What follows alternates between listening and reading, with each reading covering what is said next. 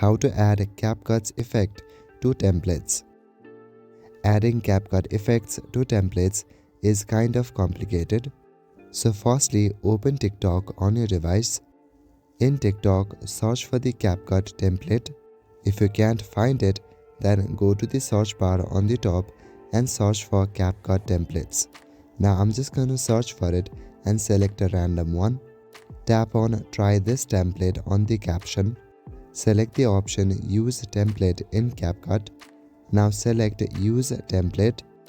Select photos or videos from your gallery. Now here, as you can see that the template is ready. Once it's ready, tap on Export at the top right corner. Select Export without watermark. Once imported, it will show up in TikTok. Now from TikTok also, you can add effects. Tap on the drop-down icon from the right panel. After that, select the option Effects.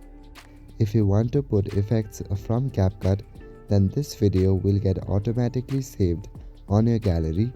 So simply open your CapCut, tap on New Project and select the video that we just saved. Ensure that this is the right video. After that, import it.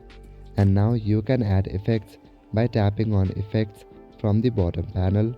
Click on Video Effects and select the effect that you would like to apply.